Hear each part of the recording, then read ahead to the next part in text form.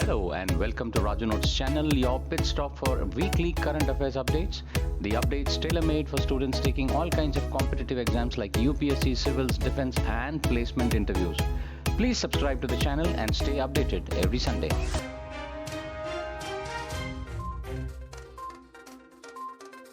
President Draupadi Murmu attended the first Asian Buddhist Summit in New Delhi.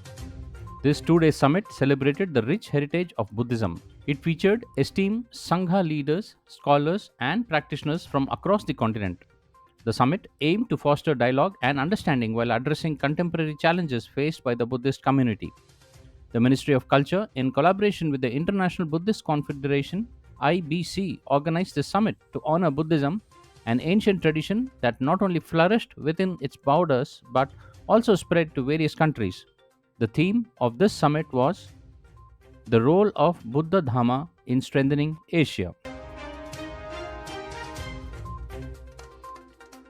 New and Renewable Energy Minister Prahlad Joshi said that India has reached 90 gigawatts of installed solar capacity in its goal to attain 500 gigawatt of renewable energy capacity by 2030. Mr. Joshi was addressing the inaugural ceremony of the 7th session of the International Solar Alliance (ISA) in New Delhi. The minister said that the government has approved 50 solar parks with a renewable capacity of 37.5 gigawatts.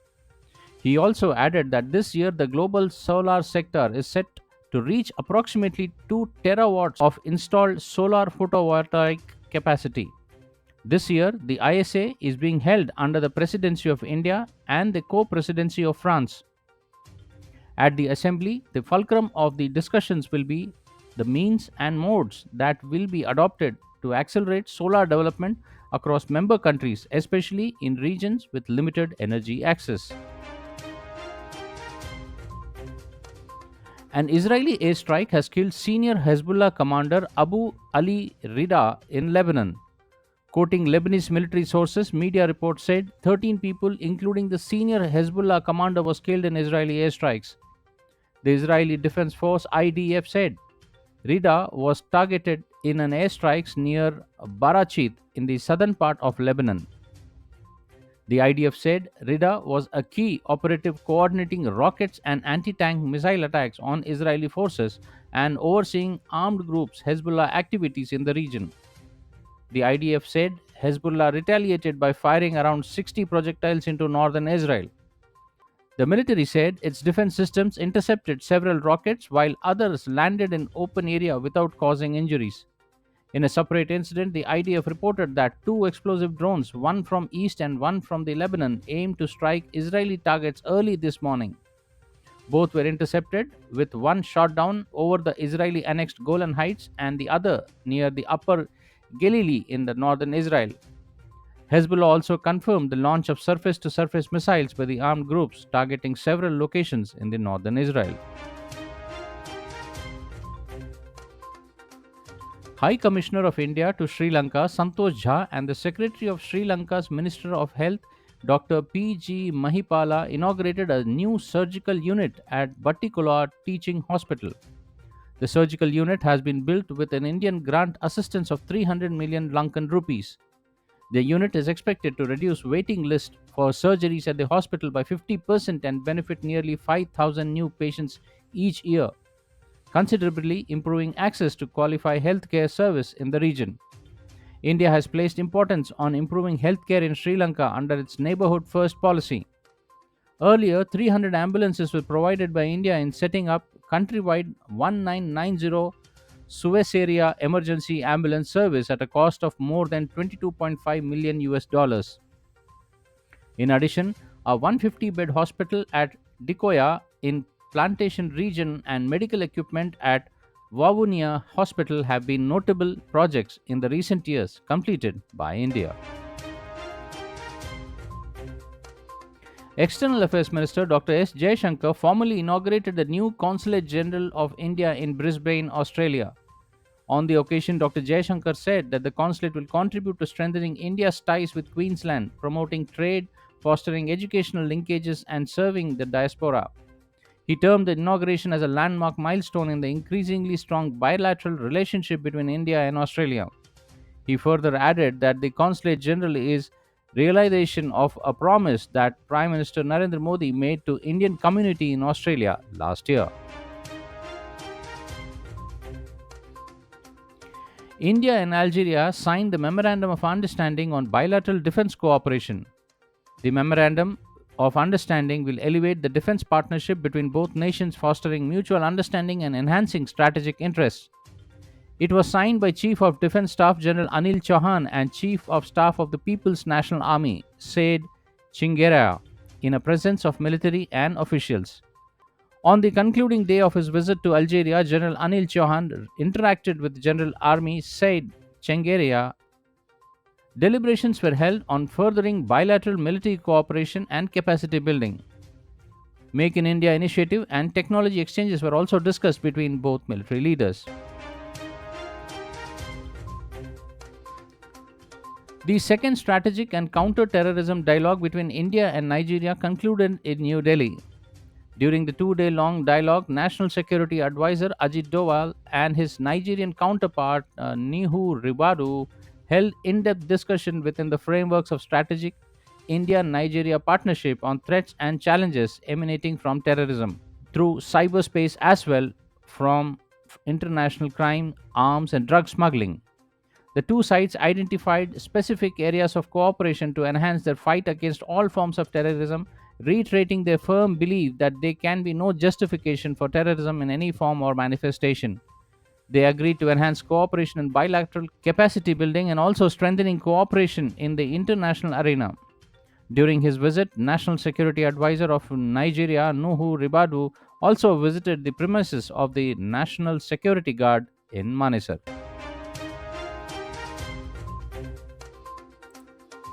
Science and Technology Minister Dr. Jitendra Singh has said that India will launch the European Space Agency mission named Proba 3 next month from Sriharikota Space Station. The mission will study the sun's faint corona closer to the solar rim. Addressing the Indian Space Conclave 3.0 in New Delhi, the minister highlighted that almost every sector in the country is using space technology.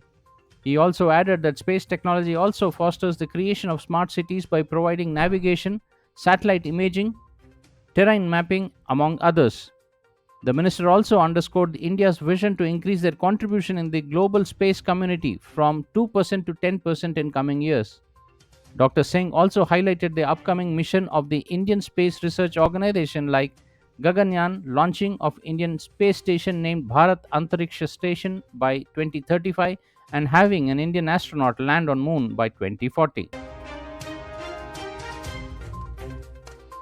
In a major boost to country's self-reliance initiative, the Indian Army has inducted 550 ASMI machine pistols into the Northern Command.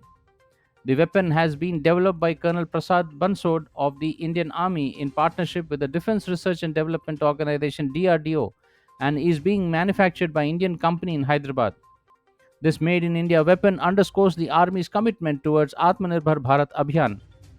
The benefit of bullpup weapon is that the weapon's overall length can be significantly decreased without reducing the barrel length. The ASMI machine pistol is specifically designed for close quarter combats and specialized operations. Its unique semi-bullpup design allows for versatile single-handed operation, functioning effectively as both as a pistol and a submachine gun. This induction marks a significant step towards country's defense manufacturing sector, reinforcing the India's army resolve to achieve self-sufficiency and drive indigenous innovation.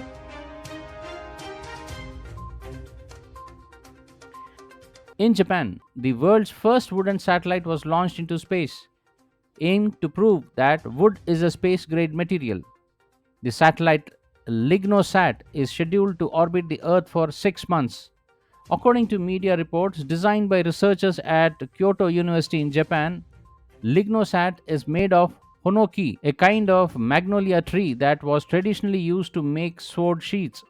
The Japanese researchers conducted a 10-month experiment aboard the International Space Station and found that honoki was the timber most suited for space applications.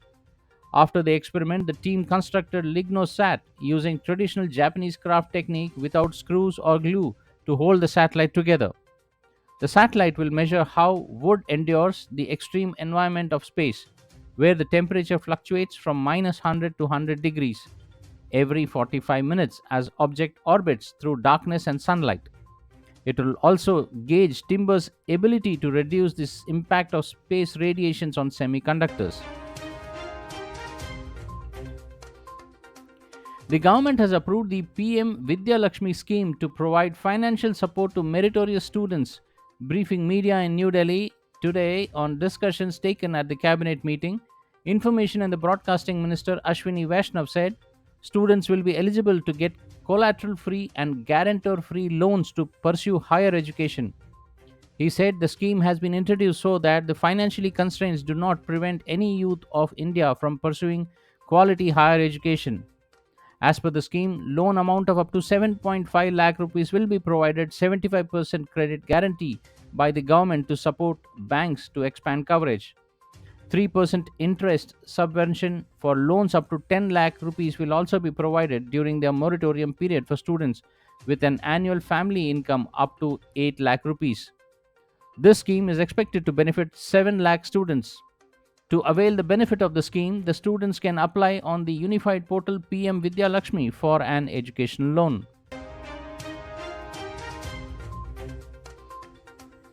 The Australian government has announced plans to introduce legislation to ban children under age of 16 from using social media with penalties for platforms like Facebook, Instagram, and TikTok if they fail to enforce it. The groundbreaking legislation comes amid the growing concerns over the impact of social media on young people's mental health and safety. The initiative is designed to enhance online safety of young people and hold tech companies accountable. Prime Minister Anthony Albanese at a press conference confirmed the proposal, stating that the government aims to introduce the legislation in the parliament this month. He emphasized that the government's commitment to protecting children online. However, it has not been specified how platforms should enforce the age limit. Communications Minister Michelle Rowland mentioned that companies could choose their own methods, possibly including biometric scans or age checks. While there will be no penalties for under 16 who access the social media or for their parents, platforms that fail to take responsible steps to block young users could face fines. This move is part of government's increased focus on regulating major tech platforms. The second meeting of India CARICOM Caribbean Community Joint Commission was held in virtual mode last week. The Indian delegation was led by Secretary East in the Ministry of External Affairs Jaideep Majumdar, and CARICOM side was led by Permanent Secretary Minister of Foreign Affairs, International Business, Trade and Energy, Government of Commonwealth of Dominica, Chair of COFCAR, CARICOM Council for Foreign and Community Relation, Miss Barbara Daly. Representatives from CARICOM Secretariat, CARICOM members, states, and ministers in the Government of India participated in a virtual meeting. The Joint Commission reviewed the entire spectrum of relations between India and CARICOM, including the economic and commercial, agricultural, health and pharmaceutical, energy and infrastructure, technology and innovations, human resources and capacity building, culture and people to people exchanges. Both sides deliberated on the strengthening economic cooperation, enhancing trade, and fostering a robust partnership in the area of education, digital public infrastructure, development cooperation, renewable energy, science and technology, climate change adaptation, disaster management, and resilient infrastructure. Ministry of External Affairs said both sides also noted with satisfaction enhanced frequency of high-level interactions between India and CARICOM, including the India CARICOM Foreign Ministerial meeting held on 27th of September this year in New York and forthcoming engagements. India has expressed concerns over the ongoing drought situation in Zambia and underscores its pledge to prove material assistance to Zambia in form of 2,500 metric tons of maize, which is expected to reach Zambia soon. The issue was discussed during the sixth session of the Zambia India Joint Permanent Commission in Lusaka, Zambia. The session was co chaired by Minister of State for External Affairs Kirti Vardhan Singh and Minister of Home Affairs and International Cooperation of Zambia Mulambo Hamibe. During the session, both leaders reviewed and discussed cooperation in various sectors, including agriculture, education, energy, defense, and culture. Both sides also appreciated the growing momentum in bilateral relations and affirmed their commitment to further strengthening bilateral ties between the two countries. Well, that's all, friends, for this week's updates. See you soon next Sunday on the same channel. Till then, take care. Bye bye.